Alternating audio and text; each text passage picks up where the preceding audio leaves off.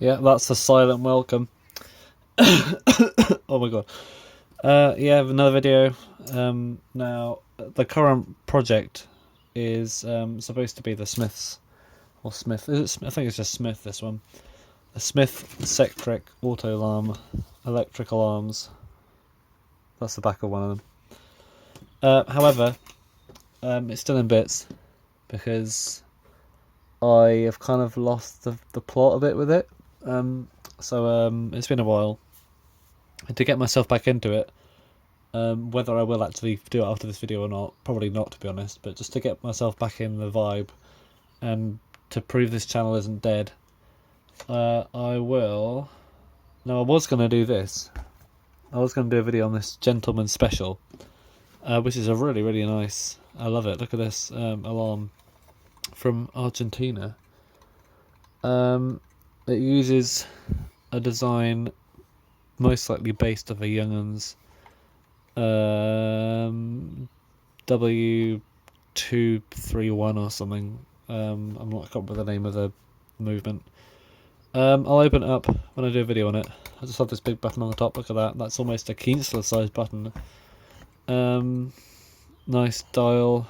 Interesting, they don't have a matting ring, a spacer.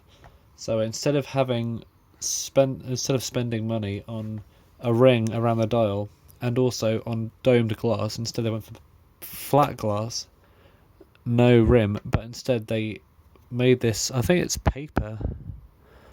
It's probably paper, could potentially be aluminium dial, which is concave and it fills the gap nicely. So the hands are kind of inside the dial, which is a bit strange, but it looks good. I just love the colour. Might be my favourite thing about it, and it's kind of sleek as well. It's got that thing. I don't know why it's called the Gentleman or Especial, because it's Argentinian, I suppose. Hands are nice. They're like gold. Bit of a tarnishing, bit of a oxidation on the top. Probably used to be shiny like that, but no, it's probably been pressed with cigarette-y fingers for 50 years. But no, it's nice. The knobs don't seem to match. Do we mind? Yes. But it's nice. So I'll do a video on that another time. But for the meantime, and it is actually somehow working. For the meantime, I thought I'd tackle another one of these little amber glass clocks, but this one isn't amber. It's transparent, it's clear. It is an unknown German made glass clock. It's a 30-hour timepiece, complete, but there's just something about it. I think it just has this kind of cold look. I think it's because it's got a silver dial, silver bezel, clear glass, but I'm going to keep it as it is because it's quite nice anyway. Shame it's a bit dented. I don't know if I can bash that dent out from the back, but let's do some magic. And oh look, you can see inside. And well, not real magic. Maybe it is magic. If you don't know what I'm doing, it may as well seem like magic. Take the winder off. And I've done a couple of videos on these little movements. This particular one is a design I don't think I've come across before, unless I'm just forgetting something. But yeah, they're much like each other.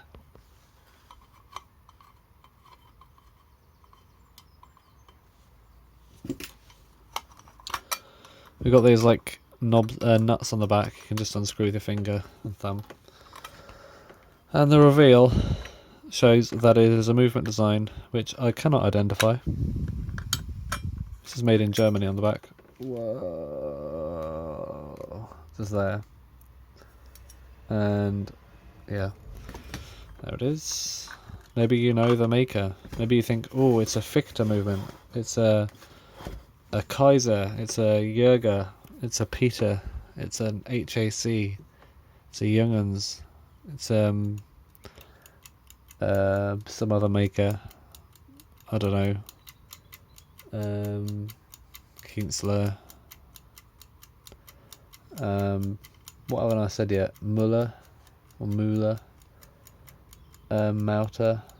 There were lots of German makers, clock makers.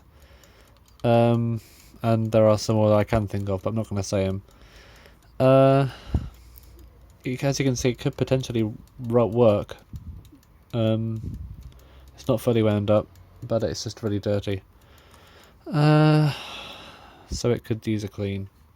And hopefully not much more than that. The first obstacle I can see is that the front of the clock is held on by dreaded folded tabs. And I'm not sure how they're supposed to come out, to be honest. Oh yeah, okay, fair enough. That's quite unfortunate. If I just twist it, maybe. No. Okay, well, that's a good start. Where's my screwdriver? The one I'm going to use is never findable. See, I know it's good to like have challenges and things, but stuff like this is what puts me off making these videos sometimes. I like working, well, I like the things, but sometimes they're a pain. Where's the reward? I suppose the reward is having a working thing, but is that enough? Guess so.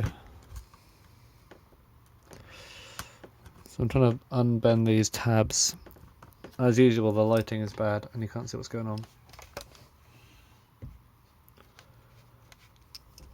There's one there, one there. How did they get that in there? I would like to know. Oh, they're twisting it. There we go. Ugh. So now it's twisted a bit. We can now rebend the other ones because they were bent back on themselves. Don't know how I'm going to get this back in. Will the metal survive beyond a couple of bends? That's what I'm wondering. Oftentimes, no, it does not. Sometimes it does, sometimes it doesn't. The movement's coming out now. Somehow. Oh yeah, there we go. Here it comes. Maybe it doesn't want to. Bit of a stubborn one, this one. Alright, here we go. It's coming out. Ugh.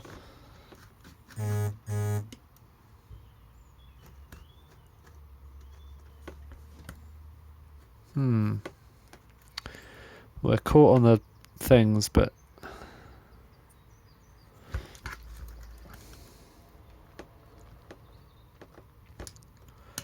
don't want to pull on the dial.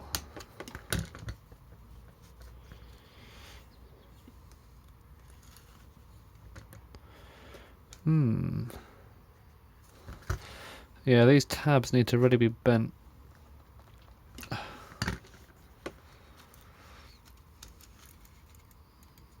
Why do I put myself through this? I don't know. What could I possibly get out of this that makes it worthwhile? I should probably have asked myself that in the beginning. Oh, there we go. Fine.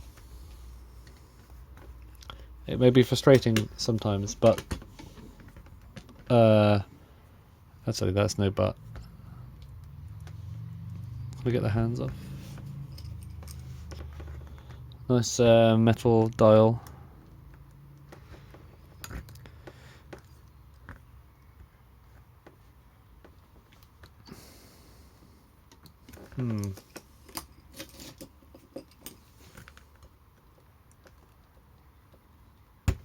Oh yeah. The hands are coming off. How many times am I going to clear my throat? Many more, probably.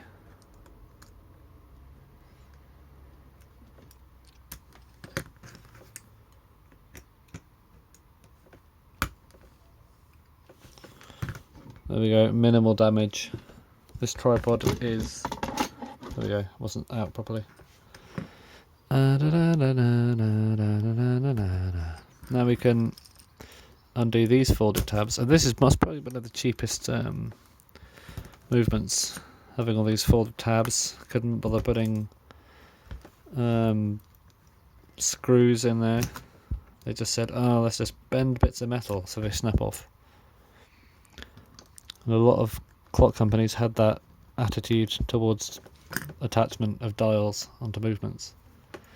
They're like, "Oh yeah, well, who cares if someone has to take it apart in 20 years?"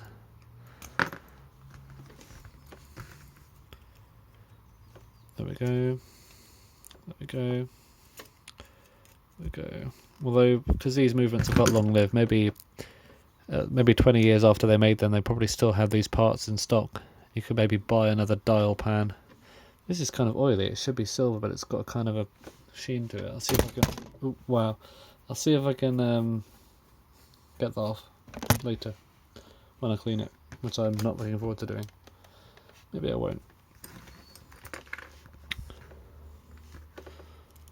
There's a bit of wood there randomly. So let's get the hairspring out.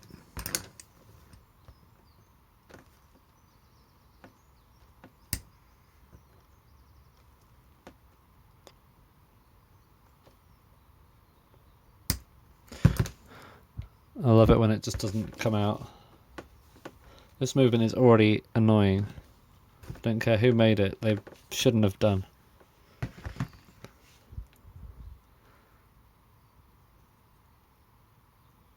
Quite a long tail on it. A long tail on that hairspring. It's like a mouse in spring form. Spring mouse.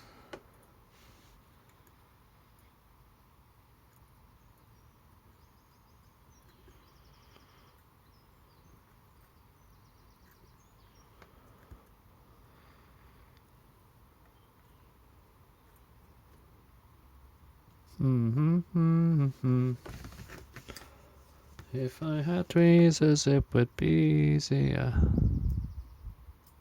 I own tweezers, yeah. Or at least I think I do. Maybe they own me.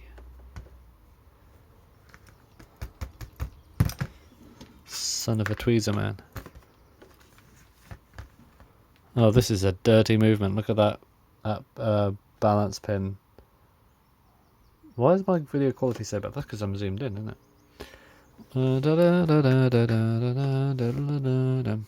Old resolution Ronnie, back at it again.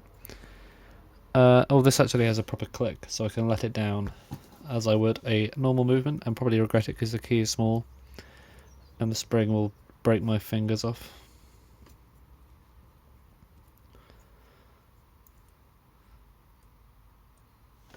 If I end up not making another video after this for a while, it's probably because I've realised that I'm kind of fed up.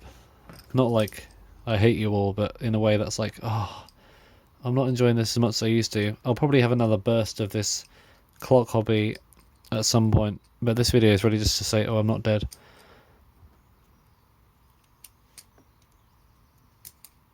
And that's how it tends to be. I usually have these hobbies in like bursts. They come and go. Because at the moment I'm into records, and I have another YouTube channel for that, which I talk about. And after this, I'm probably going to wash my hands and do a video about them instead.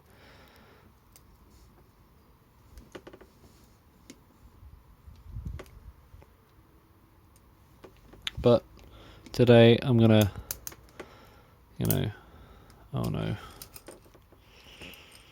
Oh, well, screwdriver, get out of there, what the hell? There we go, let down the spring in probably the worst possible way. I might put a zip tie around that. How will I clean it though? Bon question. Maybe I will not. A bit late now though. Alright, let's go zip tie. Put it round.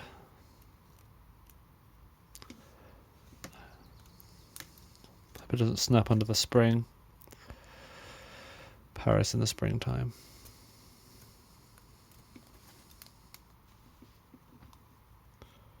Oh yeah. one-handed zip tie. Get on there. My thumb is fighting the spring. There we go. Oh yeah. Oh yeah. Oh yeah. Oh yeah. Ugh. I'll let go now, or will it spring out? Okay. Well, that's somewhat contained. I will figure out how to clean the spring later. And the spring's already slipping out. That's because the thing is what it is.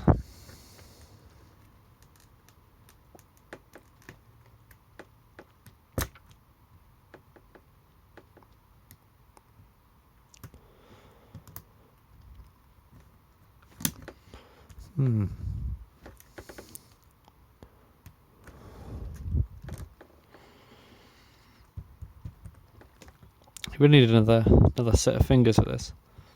There we go.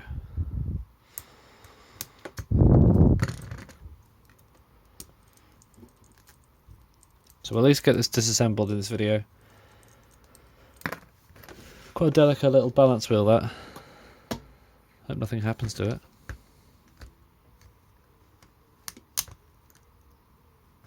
Something did, it'll definitely be my fault.